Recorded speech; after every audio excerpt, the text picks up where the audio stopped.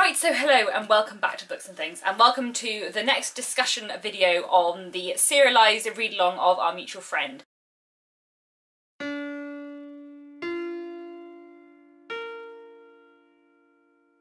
Today I'm going to be talking about the first 4 chapters in book 4 of Our Mutual Friend, which are the chapters that we read in the month of August for the serialised read-along. If you don't know what this is, I'm currently hosting a Victorian-style serialised read-along of Charles Dickens's Our Mutual Friend. There are only 3 months left now, so it is quite late in terms of joining in, but hopefully after this one is finished I will be doing another one, but more on that another time.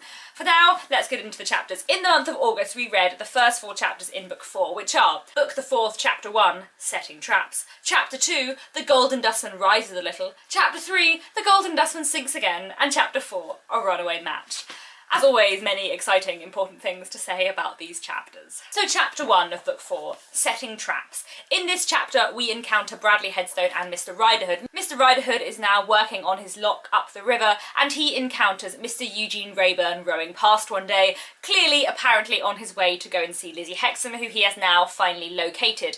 Mr. Riderhood then sees that he is being followed by Bradley Headstone. Bradley Headstone speaks to Riderhood and then goes on to follow Eugene to where he's going. He comes back to Riderhood to say that he has seen Eugene and Lizzie together. He knows that they have met. It's absolutely driving him mad. He doesn't know what to do. Riderhood tells him to rest and wait, and Bradley falls asleep. But previous to this, Riderhood had noticed when he first saw Bradley Headstone that Bradley Headstone was dressed rather similarly to him, and he tries to work out over the course of this chapter whether this is an accident or not by putting on a red necktie and seeing if Bradley copies him. At the end of the chapter, when Bradley is asleep, he undoes Bradley's coat to discover that he is wearing a red necktie as well, and thereby Riderhood knows that Bradley has been copying him for some reason. So, points of interest in this chapter. I think Bradley Headstone is such an interesting character, and one of the things I think Charles Dickens does very interestingly in this chapter is explore how much Bradley Headstone's character and personality has changed, and just how much he has kind of degraded from his previous respectable position as a schoolmaster.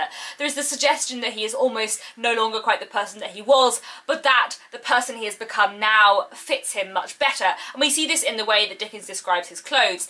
Bradley Headstone is of a much higher class than Riderhood. He has much more education, but when he puts on Riderhood's clothes and he imitates Riderhood's class and also to an extent his position as a villain, Bradley Headstone suddenly looks much more at home. Dickens writes, whereas in his own schoolmaster clothes he usually looked as if they were the clothes of some other man, he now looked in the clothes of some other man or men as if they were his own. The idea that Bradley Headstone is in fact much more comfortable when he isn't tied up in this respectable garb, where he is dressed in the clothes partly of someone of a much lower class than him, but also not just the clothes of a bargeman, but the clothes of Riderhood, someone so much more unrespectable than him. Again, at the same time, there is a bit of Bradley, the schoolmaster, left, a bit of the intelligent, educated man. Riderhood claims that he can't be drowned because he's been brought back from drowning once before, and Bradley smiled sourly at the ignorance he would have corrected in one of his pupils. Likewise, when Riderhood later says to him that he looks like a ghost, Bradley replies, "Did you ever see a ghost?" There is still a bit of the schoolmaster about him, still a bit of a man who is intelligent and who is in some way trapped, and yet we also see this strange kind of demented passion in which he is presented in this kind of crazy light. Throughout this chapter we see more and more evidence that Bradley's state of mind has become even more dangerous. The fact that he is dressed in Riderhood's clothes is significant, and we don't really know why yet, and nor does Riderhood, but it doesn't really bode well that he is taking the trouble to disguise his identity in this way. And Riderhood says that he has spoken to Eugene Wrayburn and tells Bradley what Eugene says, Bradley turned away his haggard face for a few moments and then, tearing up a tuft of grass, damn him. And damn, for the Victorian period, is quite a strong swear word. Like in a lot of Victorian books, you won't find damn written out in full, you'll find D and then like a line, because it was quite a strong word for the Victorian period. Let him look to that. It will be bad for him when men he has injured and at whom he has jeered are thinking of getting hanged. Let him get ready for his fate when that comes about. When Riderhood asks if Bradley is certain that Eugene is going to see Lizzie, he says, "I was as sure here," said Bradley, with a clutch at his breast of coarse shirt, as if it were were written there with a blow or a stab at the sky. And again throughout this chapter we see this kind of violence in the language that Dickens uses to describe Bradley. Words blow, stab, he tears up grass. Riderhood says to himself that there is not enough water in all of the Thames to cool Bradley Headstone's heat down. When a thunderstorm breaks out, Dickens describes Bradley Headstone as being like the storm itself. At one point in this chapter, Bradley Headstone has a horrendous nosebleed. The idea of this emotional strain kind of breaking out in physical ways. He's pale, he's wasted, he's haggard, he can't sleep. Riderhood says that he looks like a ghost, and we get this impression here that Bradley Headstone is no longer fully himself, that he has become a shadow, a spirit of himself. When Riderhood asks him what he's going to do, he says, "How can a man in this state know?" He is aware of the mess of himself, and that's what I find really interesting about Bradley Headstone, is that he is aware in this chapter that he is completely coming apart at the seams, but he doesn't know what to do about it apart from something to do with Eugene and Lizzie. That's the only thing he can focus on, the only thing he can think of is this. And he's such a fascinating character. I really think he is one of Dickens's best because he's so interesting and complicated, and this chapter is fascinating. And it's really interesting as well, the title of the chapter, because we have two kind of traps here set up. We have the trap of Bradley Headstone. We don't know what he's planning, but he's dressed in Riderhood's clothes, and that means something. We have Riderhood setting a trap for Bradley Headstone with the red neckerchief. And in a way, we have a third trap here too, the trap that Eugene sets for Lizzie when he goes to find her, something that she did not want him to do. And although it's very much out of focus in this chapter, although the main point of this chapter is Bradley and Riderhood, we know now that Eugene has met Lizzie, that Eugene has found her, and this is going to be really, really interesting and fascinating and very important when it turns up in the next few chapters. In the chapters that we'll be reading in the month of September, they're going to be good, guys. They're going to be really, really exciting, dramatic, amazing chapters. But anyway, that is for another day. I feel like that is all I actually have to say on chapter 1 of book 4.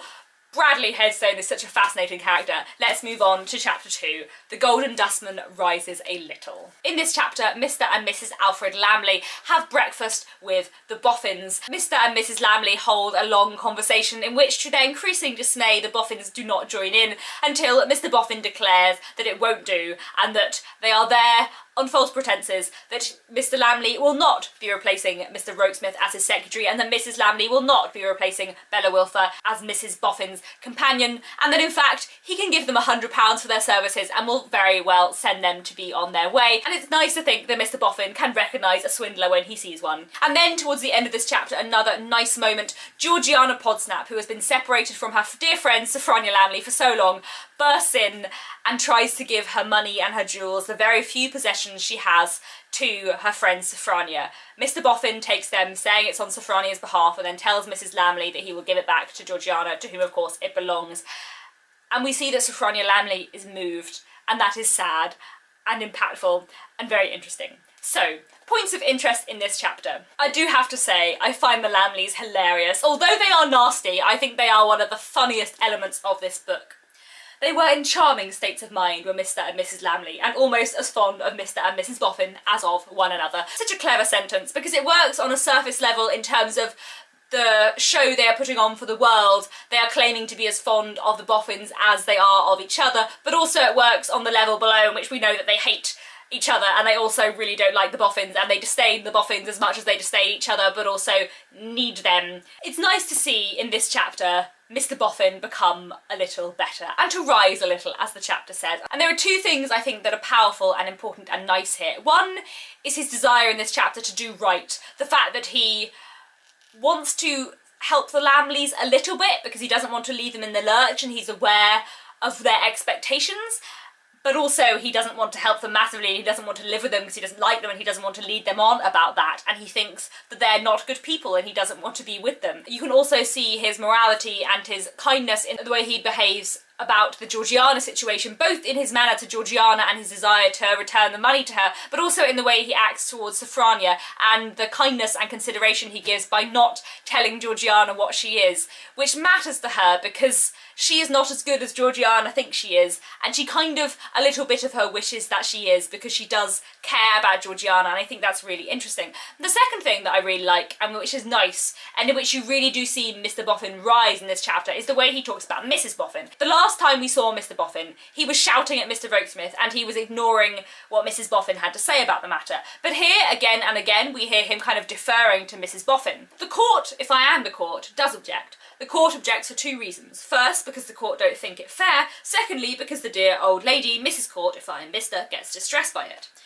When the old lady is uncomfortable, there's sure to be a good reason for it. Later he says, "We hope, my old lady and me, that you'll give us credit for taking the plainest and honest shortcut that could have been taken under the circumstances. We have talked it over with a deal of care, my old lady and me, and we have felt that at all to lead you on, or even at all to let you go on of your own selves, wouldn't be the right thing." And I like here that we get to see Mr. Boffin referring to him and his wife as a team again, like he did in the first few chapters of the book, like he did at the beginning, which he has done less and less recently, and that is really interesting. Another nice moment, I think, here, which makes me smile massively, is when Mrs. Lamley says, "I should hope that if I were anything to your wife, sir, I could hardly fail to be something more than Miss Bella Wilfer, as you call her." "What do you call her, ma'am?" asked Mr. Boffin. There is this kind of disdain of Bella Wilfer in what Mrs. Lamley says. The idea that she's not even worthy to be called Miss, that she's not even good enough to warrant that kind of title and that respectful title, and Mr. Boffin calls her out on it and is not impressed because he still loves Bella very much even though she has left. And I like that we get to see other sides of Mr. Boffin in this chapter, and it's nice, as the chapter says, to see him rise a little. But the most interesting thing in this chapter, I think, is possibly the scene between Georgiana and Sophronia and how Sophronia reacts. I've spoken before about how I find the Lamleys really, really interesting as a portrayal of Dickens's idea of gender.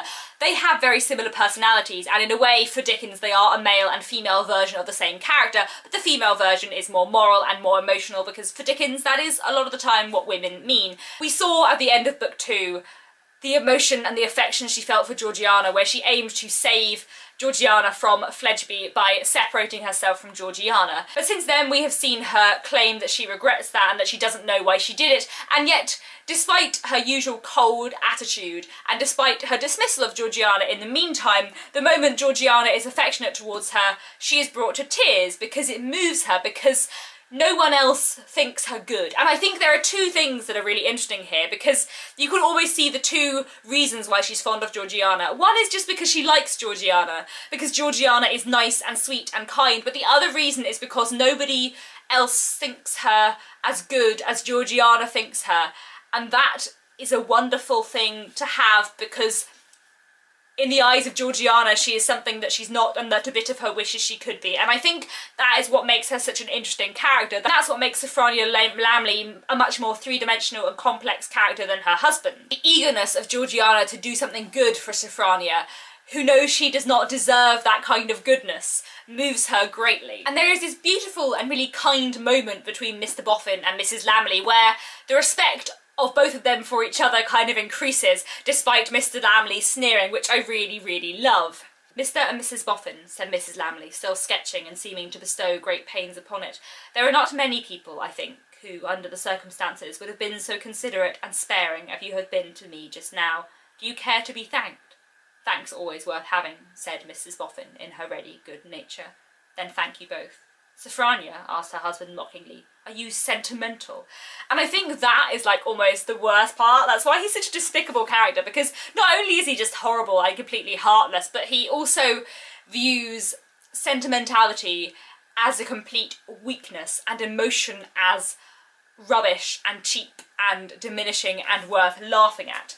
But Mr. Boffin says, "It's a very good thing to think well of another person, and it's a very good thing to be thought well of by another person. Mrs. Lamley will be none the worse for it if she is." And that brings into focus something else that's really interesting about Dickens and gender, because throughout his novels, Dickens does present women as being, in general, more sentimental, more emotional, and more sympathetic, more feeling for other people than men. And although that division and that stereotyping is dangerous and harmful and stereotyping, it's also important that within Dickens, the women are right, and emotion is triumphed much better than indifference. And finally, before I move on to the next chapter, I want to draw your attention to the last paragraph, because I think there is a great description of the Lamleys here. "They walked arm in arm, showily enough, but without appearing to interchange a syllable. It might have been fanciful to suppose that under their outer bearing there was something of the shamed air of two cheats who were linked together by concealed handcuffs, but not so to suppose that they were haggardly weary of one another, of themselves, and of all this world." And that's something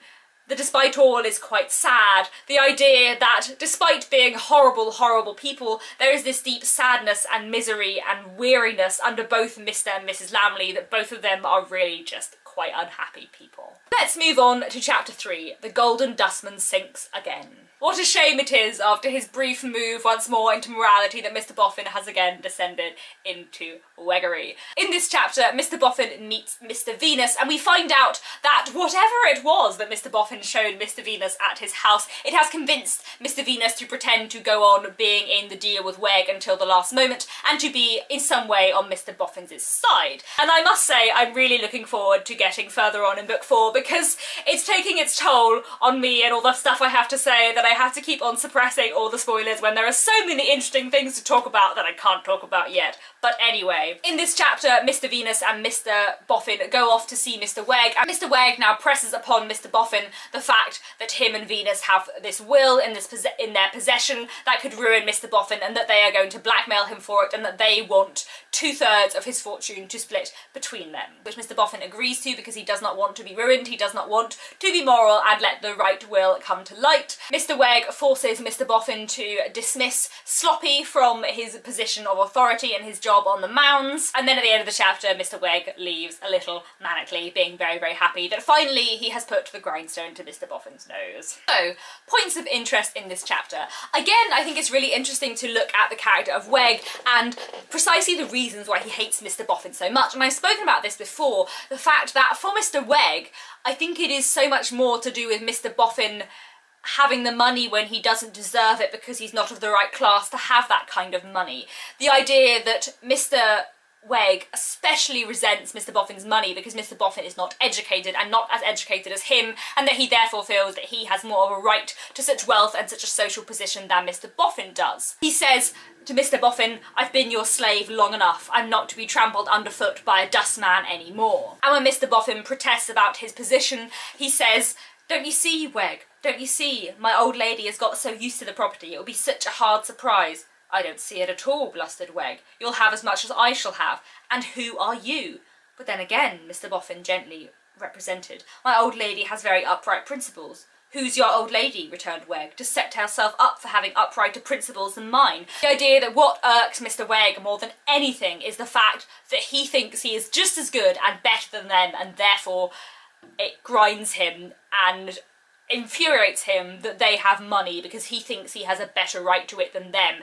And it's so much to do with class, and that's what's fascinating. It's so much to do with class and education, and that's why I find Weg a really interesting character, and why I think it's interesting to look at him as a kind of upper working class / lower middle class brand of villainy, whereas you see Mr. Riderhood as being the book's version of working class, lower class evil, and Fascinator and Fledgeby as being the upper class evil of the book. It's also interesting, of course, to see the relationship between Mr. Venus and Mr. Boffin. At the beginning of this chapter, Mr. Boffin thanks Mr. Venus very, very heartily, and we are given to understand that Mr. Venus has promised to pretend to be in on the secret and is on Mr.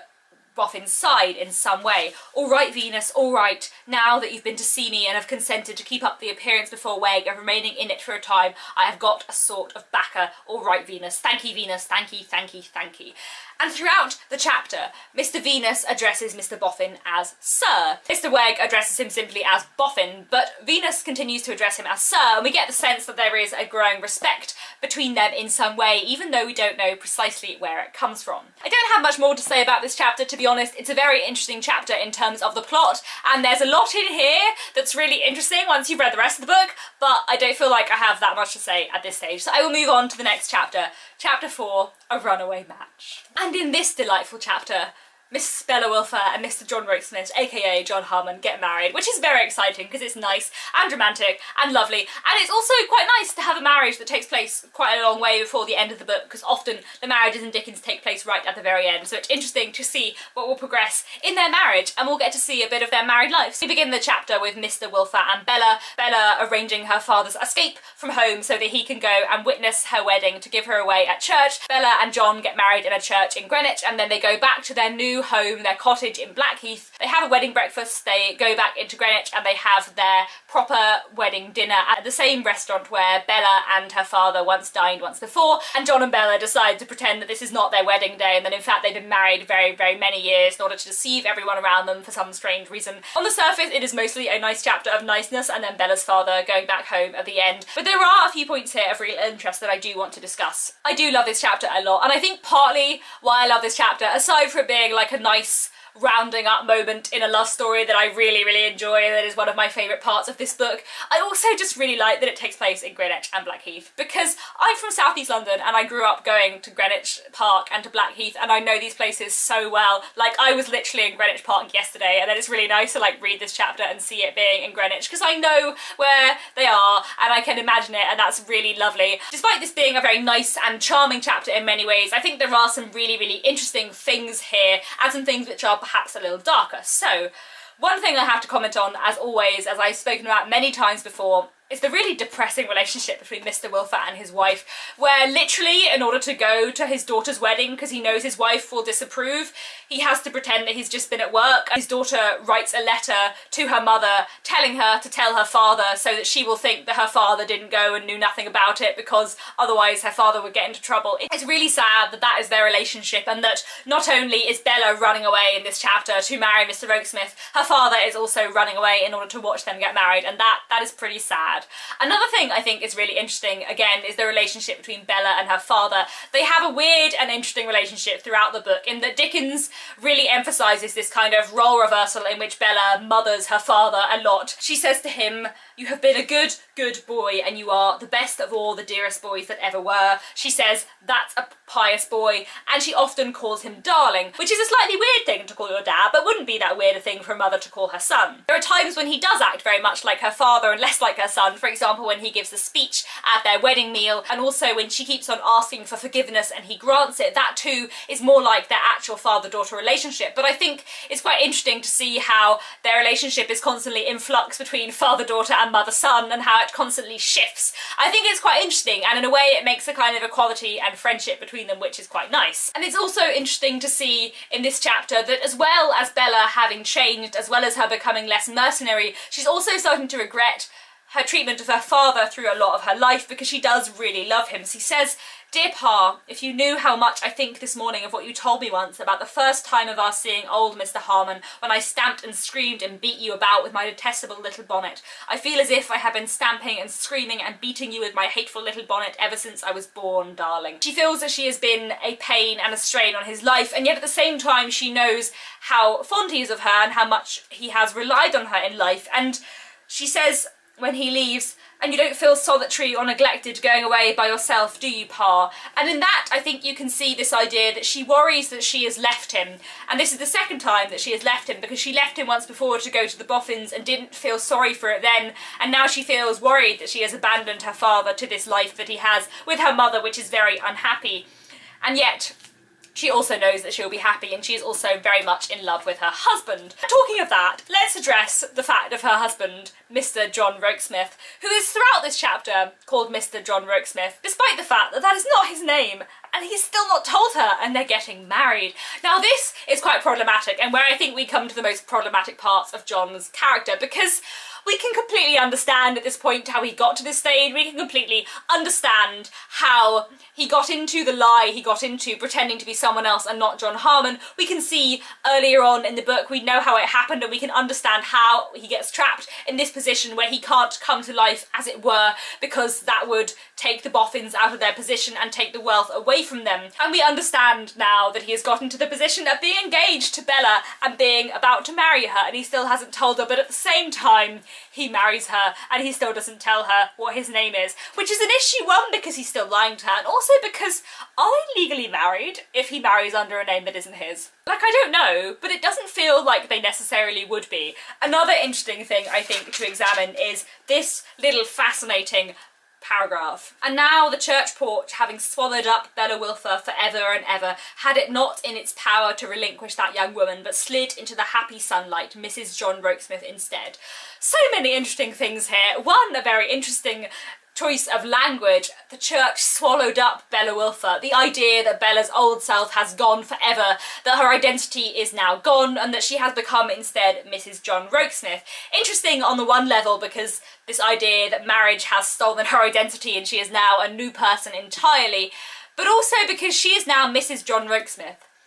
But Mrs. John Rokesmith is no one, because John Rokesmith is not who her husband is. He is John Harmon, he's not John Rokesmith. John Rokesmith is a lie, it is a made-up name, it is fake.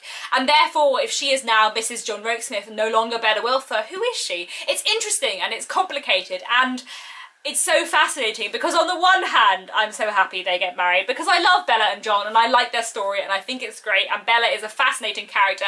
On the other hand, he is still lying to her, and it's still problematic, and so I have such mixed feelings towards this chapter. And on the surface, it's such a happy, lovely chapter, but under the surface, it is dark, and it's problematic, and I think Dickens, on purpose, repeatedly calls John Rokesmith Mr. John Rokesmith, John Rokesmith, John Rokesmith, not just John, because again and again we have this insistence, this reminder that he is not who he says he is, and that he is lying, and that this is all a pretense. That although he loves her and he does want to marry her, and although they're getting married and it's happy, also she still doesn't know who he actually is, and can this really go on forever? And so in that sense, although this is such a happy, lovely chapter, it also has some more complications in it too, which I think makes it really, really interesting. The idea of pretense and acting is even drawn into focus in this strange situation we have where Bella and John decide that they're going to pretend they have been married for a really long time in order that people will pay them less attention. And then Bella says, disguise is no use, they all find me out. I think it must be Pa and John dear because I look so happy. But John is still pretending and no one has found him out yet. So I think this is such a fascinating chapter, and I'm so looking forward to the chapters we'll be reading in the next month. So that is all I have to say on August's chapters. In the month of September we'll be reading 3 chapters from book the 4th. We will be reading chapter 5 concerning the mendicant's bride, chapter 6 a cry for help, and chapter 7 better to be Abel than Cain. I really hope you enjoy September's chapters. I'm so excited to talk about them. I'm so excited to read them. They're very dramatic, it's very good. We're getting so near now to the end. We'll be finished this book in November, and I'm so excited to talk about the final chapters. I'm so excited to finish Our Mutual Friend and to talk about the ending, because there are so many fascinating things in this book. So thank you very much for watching. I'll be back very soon with another bookish video, and I hope you all enjoy September's chapters of Our Mutual Friend.